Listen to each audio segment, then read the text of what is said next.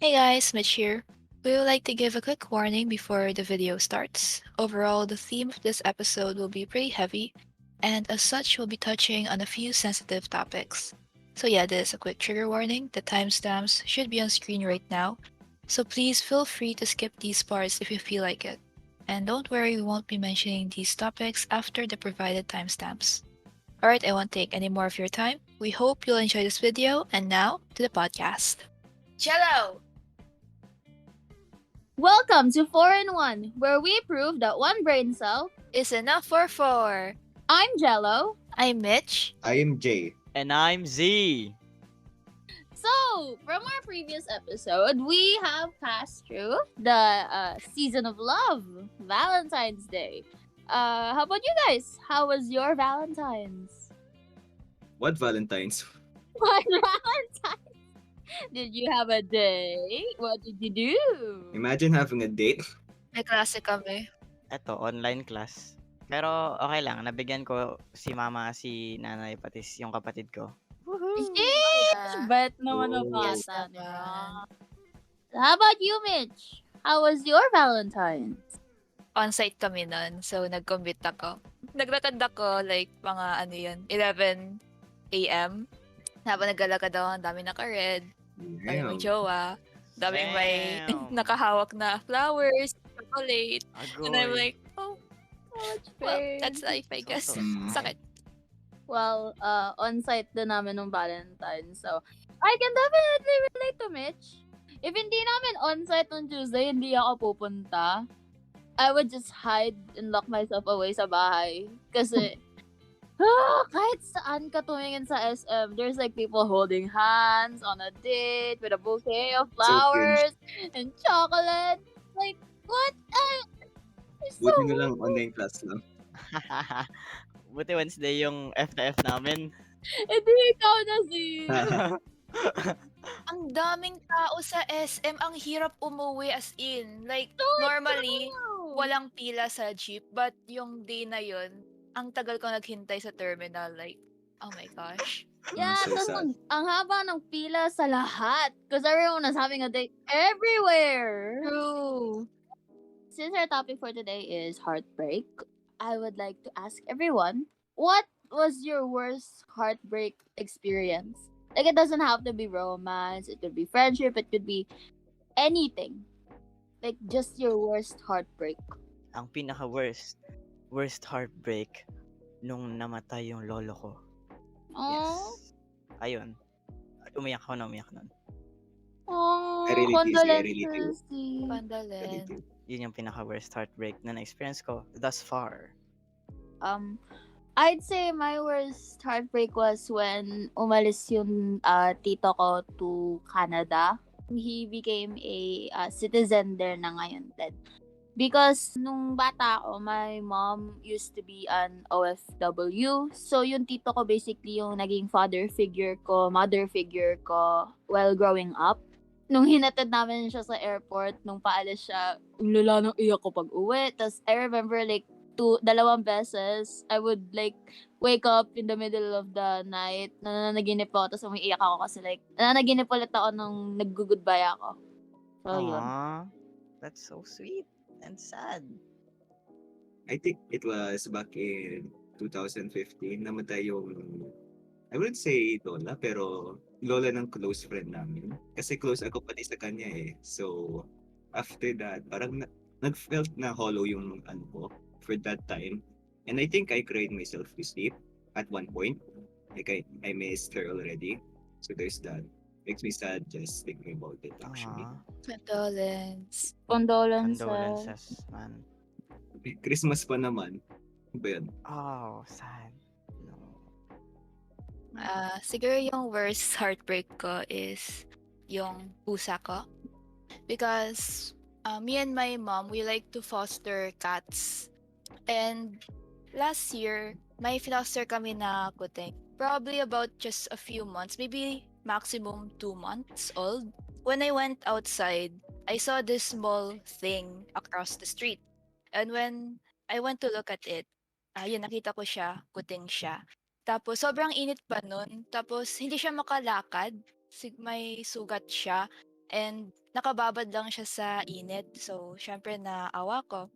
And sabi ko kay mama, so we took it in, tapos sinarrange namin sa kanya yung food, tapos milk.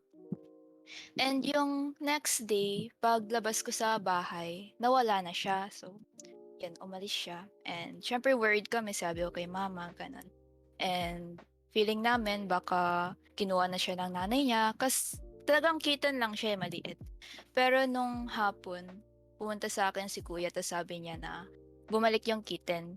Pinangalan namin pala sa kanya, Liet, kasi maliit siya. So, yung name niya. Tapos nung sabi niya sa akin, si Liet, nangingisay na, bumalik.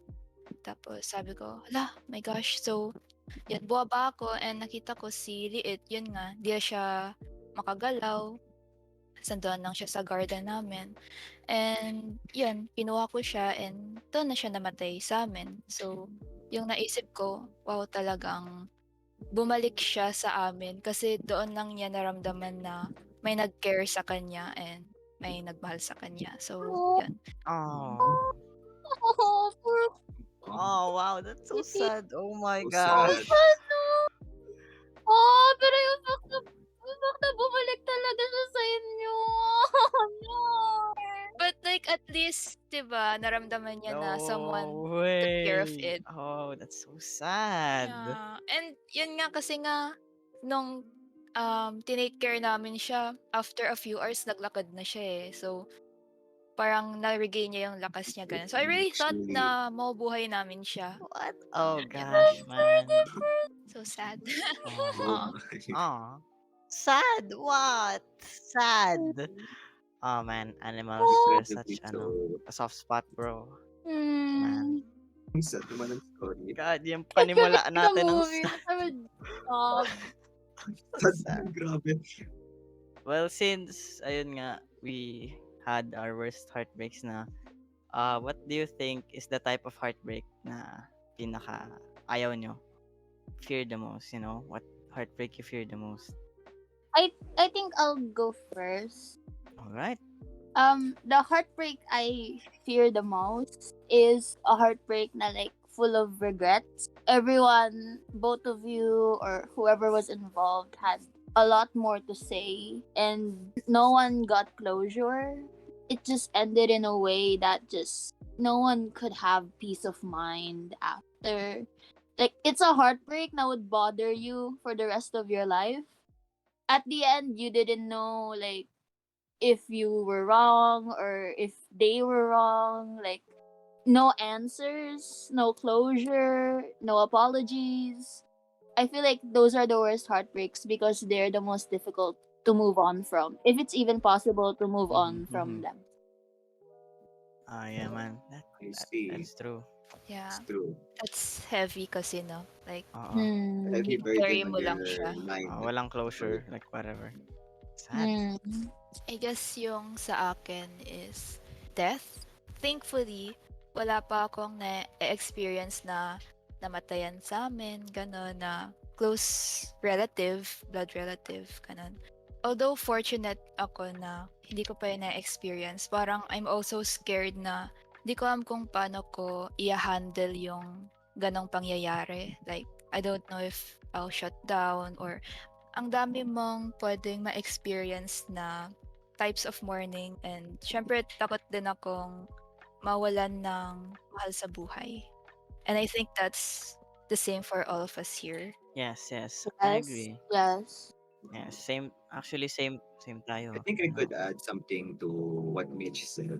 It's like the thought of you and the person is so close to all your life, be it like a family member, and then the family member just is gone all of a sudden. You wouldn't know how to process it. It's like one day they're there and suddenly like they're gone. How would you handle that? Especially if you were so close. And like it's like one of those things na like you really can't do anything about it Yeah. because like that is inevitable. The worst is like if you didn't even have a chance to say goodbye.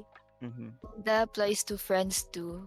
Kasi Yeah, you all have the yung memories with them, pictures, and good Yeah. times, tas Yes. biglang mawawala na lang sila. All the memories you Mm. created, and all of a sudden, they themselves become a memory. All the plans you made suddenly it's just impossible to do na. Yeah. Oh, kasi wala na sila. I guess we could move on to our next topic, which is, why do you think people break up? I feel like I'm generalizing it too much, pero for me, most of the time, I guess there are three reasons why people leave or end things. One is because either you were hurt by that person, or two was you hurt that person. And the third is both. You both hurt each other. Of course, there are specifics, but I feel like those three sum it up the best. About falling out, like it's not just working. Like Mm. there's no input between you two. It's like Then it's incompatibility. Yun, yes. Yes. Pwede rin yun. One of the Like reasons din yun. your sometimes personalities just clash talaga. Like doesn't click at all. Yeah. like even in friendships or romantics. Guess for me naman, yung feeling ko most common is miscommunication. Especially Yeah, if yeah. one party hurt the other. Most people just wants to see their side of the story kasi, and sometimes mas nangingibabaw yung feelings instead of just talking to each other. And not just Yeah. in a romantic way too. Pwede rin siyang sa friend groups and other. Sometimes talaga it's more of like parehas sila nag-kim-kim, ganon, maybe. Yeah. Tapos yung truth, like, sa huli na ma-find out and masyadong mabigat yung impact na yun. Yeah, and marami nang nasabi, marami nang nagawa. Yung emotion nag-take over ng reasoning. So, ayan na. Since pag-usapan na natin yun, anong coping mechanism nyo? Like, what's your coping mechanism? In general na to. Most of the time, my first step is that I would think and I would solidify in my head why things ended or happened the way they did. Most of the time kasi when I have breakups, they usually have closure because I can't have peace of mind without closure. I had to know if I made any mistakes, if I had anything to apologize for, take responsibility for. And of course, I wanted to share my feelings before everything ends up in flames. But my coping mechanism first is understanding why things happened the way they were. And once I've solidified and checked the facts, realized what happened, then I would just drown myself in distractions, whether ACADs, games, binging a movie, a series, anything. I would distract myself until one day I'll just realize na I'm not in pain anymore. I'm not hurting anymore, and I've moved on from it. So yun. Yes. I guess yung sa akin is, same lang kay Jello. I am the type of person that would put up a wall after something bad happens. I just need a lot of time to process what happened kasi I don't want to speak to you or whoever I fell out with if nagalit pa ako. I don't want to say something that I would regret when I'm calmer. So, what I tend to do is I make a lot of playlists sa Spotify. When I'm listening to sad songs, madalas kasi umiiyak ako. And for me, parang mas okay sa akin yung nilalabas ko lahat ng luha, lahat ng yung talagang hagulgul talaga ganun. Because after a good crying session, I feel so much better. Nice. That's nice. Sa akin naman is parang yung sinabi din ni Gello na i-distract mo yung sarili mo para di mo muna isipin yung nangyari or whatever, para ma-happy ka konti, ma-cheer up ka ganun. Tapos kunyari sa relationship na na-break kayo, so masasanay yung sarili mo na parang yung time niya dati magiging time mo na sa laro, parang ganun, para mawala lang yung pain na oh man, this time usually nag-bebe time na kami, parang ganun. Tapos ayun, like marirealize mo din na oh hey, di ko na siya hinahanap ulit, parang Tas, ayun na, maka-move on ka na, like, for real, for real. Ayun. I guess mine is like a merge of Mitch and Z's. Either I play games or I listen to music, but the music part, it's not the sad songs. I would blast the loudest music I could find Mm. into my ears, max volume. Not max volume, that would destroy my ears, but you get the point. It would immediately distract me from whatever thoughts I have in my head, like any at all. I guess we're gonna suggest songs na you can add to your 3 a.m. crying session playlist. Yes. Yes, when you S- feel the need to let your feelings out. So, hey, Mitch, why don't you go first? Yeah, Okay, since ako yung nagsimula ng music stuff, there's this one song, and I'm sure lahat kayo alam yung kantang. But Mhm. I really like Lifetime by Ben and Ben. Oh, Yeah. yeah. Nice. Nice, nice. Yes. Yes, Lalo na if yes, meron nice. kang greatest what if, like, i-imagine Yun, mo, no? oo nga, what Yun, if no? na OMG, sa other tapos like, universe? kasi yung playlist mo, Ben and Ben, na after ng Lifetime, mag-play sa susunod na habang Oh. Whew, that's, whew. I heard this from I don't know, maybe some of the listeners are a fan, but this was suggested to me as well by Bang Chan from Stray Kids. And the song is like, its title is Stupid Deep by John Bellion. It's a song that like tells you that what you want is not that deep. Like the first lyrics is like, what if who I want to be was always me and the love I fought to feel was always free? If you feel like na-invalidate feelings mo and you need to have that somewhat validated and you're hurt, someone hurt you, but you don't know who's right or wrong, then I suggest you give it a listen. Mr. Gello. I think I remember hearing a song from Ben and Ben. It is titled The Ones We Once Loved. Oh! Ooh. Even though I don't relate, I like, oh my. We should make a playlist. Oh, why not? Yeah, then let's leave it in the description. For Idiots playlist. Yes. Yes. Ozzy, Nice. what's your suggestion? Before we move on to the wild card. Dalawa eh. Kaso, It's okay. Why not both? okay lang, okay Why lang. not both?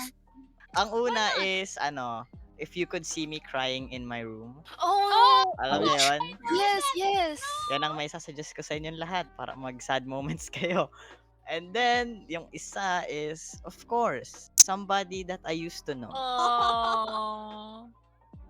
So, since our topic is heartbreak, and I recently bought a quote book. It's the title is Milk and Honey by Rupi Kaur. I had a couple of quotes that I left a tab on and I wanted to share with everyone. They're all from the healing chapter. And I wanted to share the encouraging message the author left for everyone in case anyone is going through a hard time. So maybe it will help encourage you. And ayan, yay. All right. So I would say the first quote is, I have what I have and I am happy. I've lost what I've lost and I'm still happy. I saw another quote somewhere that said that like everything you desire is already within you. Your happiness shouldn't depend on other people because you should be able to be happy on your own. Another quote is, you are your own soulmate. And another is, you have to stop searching for why at some point. You have to leave it alone. And the last quote is, if hurt comes, so will the happiness. Be patient. So, ayun.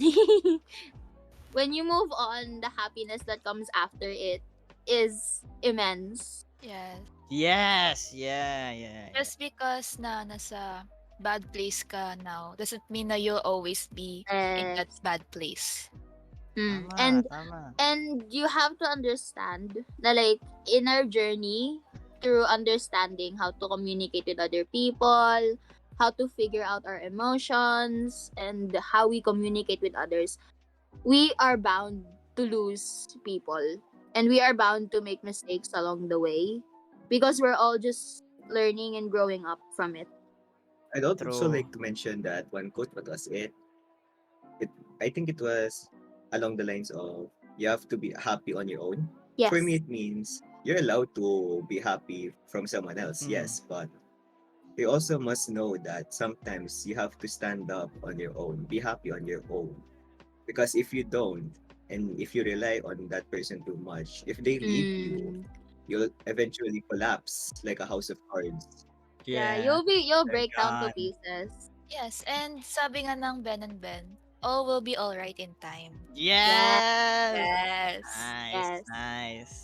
And Mm. also, sabi nga nila, ang mahalaga ay Importante. importante. At ang life ay Yes! parang buhay. Woo! Yes! Yes. On that note, Z, Yes! for the outro. I have one question for you guys at home. Kamusta Valentine's nyo? Ano ang worst heartbreak nyo? You know? Let's go! Type it in the Personally, comments below. Subscribe! Type it in the Ring comments the below and bell! like and Subscribe. subscribe Right. and Woo! share. And wipe your tears. I did this. Woo! Yes, and wipe your tears. Save your tears for another day. Yes! My playlist Woo! description. Yes, description. Go, go, Description. go. This has been For For idiots idiots and a and a breakup. Woo! Woo! Okay, Bye, cool. guys. Bye, guys. See you next Bye. Next episode time. is a special one. Yes, yes, Oh, yes. I yes. forgot about that. Tune in. Ooh, tune in. Ooh, yes. Ang programang na ito ay rated SPG. Striktong patnubay at gabay ng mga magulang. Ang kailangan, maaaring Maaring May may maselang maselang tema. lingwahe, Lingwahe, karahasan, sexual, sexual, horror, o droga na hindi angkop angkop sa mga bata. Wow. Yes.